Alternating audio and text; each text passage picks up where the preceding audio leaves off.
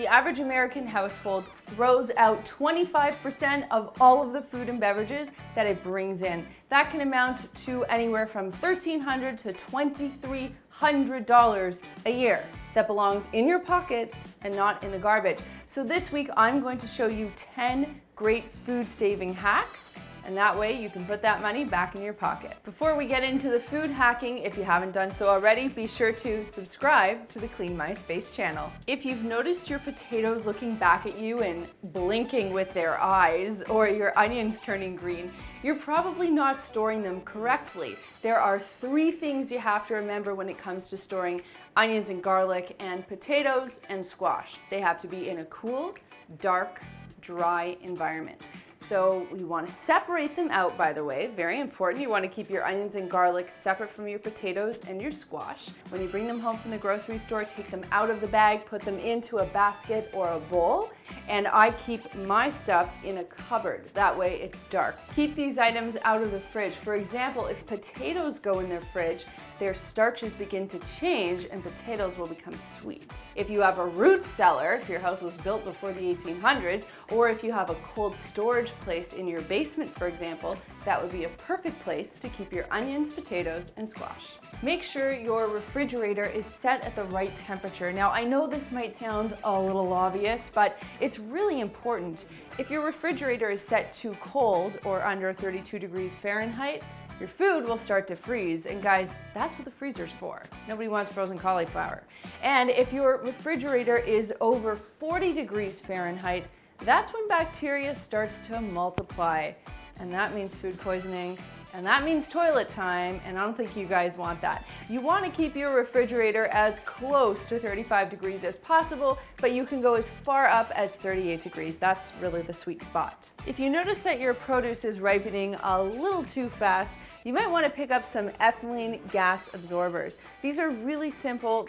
They don't really take up any space. You just pop them in your crisper drawer, and they absorb extra ethylene gas, which is what fruits give off when they are ripening, and because they're sitting next to other fruits, they speed up the ripening of those fruits as well. These will absorb that, and you won't have that problem anymore. Bananas have their own rule book. If you've ever kept bananas beside other fruits or veggies out on the counter, you've probably noticed they ripen really fast. So tip number 1, if you have bananas, store them separate from everything else. This stem releases a lot of ethylene gas. So if you want to slow the ripening process of your bananas, wrap the tip or stem or whatever you want to call it in saran wrap, and that will prevent the ethylene gas and help these guys stay a little fresher a little longer. If you want brownie points, rip the banana off the rest of the bunch and wrap that in saran itself. That will really prolong the life of the banana. And finally, if you're going to freeze your bananas, make sure you peel them first, chop them in half, and then put them in a freezer bag. Lettuce is one of those crazy vegetables that after you put it in the fridge, literally 2 days later, it starts to wilt and look really sad. So there's an easy way to fix this. All you need to do is wrap your lettuce in paper towel, put it back into the bag from where it came, and then put it in your crisper drawer. The paper towel will help to absorb any of that extra moisture, and that will definitely help prolong the life of a head of lettuce. There's a pretty hot debate online about whether or not you keep tomatoes in the fridge or you leave them out of the fridge, although probably not as exciting as the Hillary versus Donald debate that's going on right now. Either way, do you guys keep your tomatoes in the fridge or on the counter? I've always kept mine in the fridge, but apparently that leads to mealy and sort of badly textured tomatoes. And I have had that experience before. The reason you want to keep them on the counter is because, of course, they can kind of get ruined in the fridge. However, if you keep them out on the counter for too long, they will rot faster. So they're kind of like, you got to achieve a delicate tomatoey balance, you know, keep them out on the counter, eat them ideally, but if they're ripe and you're just not ready, put them in the fridge for a day or 2. Green onions are delicious, but kind of frustrating. Every time I bring them home, so what do? I mean, you make Mexican food or a salad the day you get green onions, or else you're not using them. So there's a really quick fix for these that I just learned about, which I am thrilled to hear, and that is put them in a glass. Fill the glass with about 1/2 inch of water, just enough to cover the root, and that will not only keep the onions standing up, but it'll keep them nice and moisturized, so that way they are nice and crispy for you to use when you're ready to actually use them.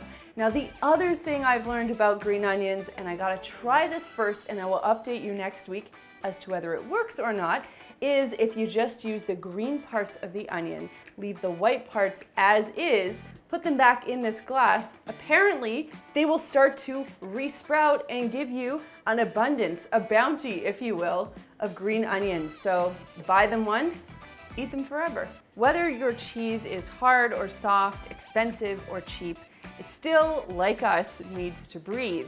And if you're storing your cheese in plastic, or if you're straight up storing it open air, your cheese isn't gonna do so well. A great way to store cheese that will help it last longer, if that's even possible, if cheese can last long in your house, all you need to do is wrap it in parchment paper. Parchment paper allows your cheese to breathe. That way, moisture is getting out, so it's not getting moldy, and enough moisture is getting in so that it's not getting hard and crumbly. If you keep your honey in the fridge, I'm here to tell you, you don't have to do that anymore. In fact, your honey can stay in the cupboard or in a drawer. Honey won't go bad. They've actually found honey that's over 3,000 years old. Now, I don't know if I would necessarily eat that, but apparently it was perfectly safe. So as long as you keep your honey with a lid on it, it should be fine to consume. And if for whatever reason you notice that your honey has crystals or anything like that, all you have to do is heat it up. But of course, if it's moldy for some crazy reason, throw it out. Keep your nuts and seeds in the fridge.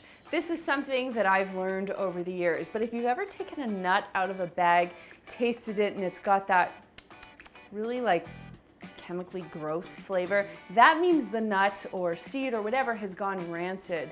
It also smells pretty bad too. So in order to prevent that from happening, keep these in the fridge. They will go rancid because the oil will go rancid.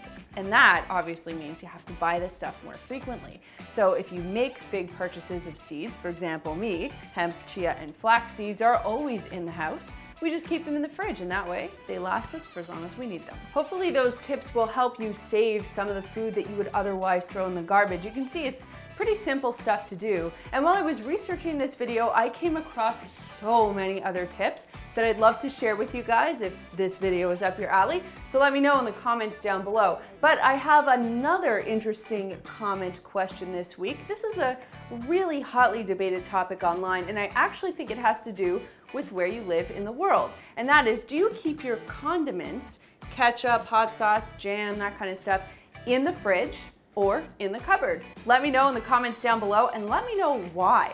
I'm quite curious. If you want to see what I'm up to during the rest of the week, aside from finding stuff in the fridge, although I probably spend about 30% of my time doing that, I am on Instagram and Snapchat at Melissa Maker. The guy who wraps his cheese and cuts the cheese, he is at the Chad Reynolds, and we are at Clean My Space. There's a button down there that lets me know you care, so click it if you liked this video, and click this button right here to subscribe and begin your journey to a cleaner life. Thanks so much for watching, and we'll see you next time. Well, it's that special time of the week where I get to throw you to a couple of other videos I think you're going to love. The first one is all about how to clean out your fridge, and the second one has all to do with cleaning out your cupboards. Now, the other thing I want to tell you is that last week's video, we got a lot of comments about Castile soap being available at Costco. Well, Chad and I went, and this big 1.18 liter bottle was $12.99 Canadian, so thank you for that heads up. Remember, if you want to get our newsletter or see any of our other articles, tips, or tricks, you can visit our website. It's cleanmyspace.com. Thanks, guys, and I'll see you next week.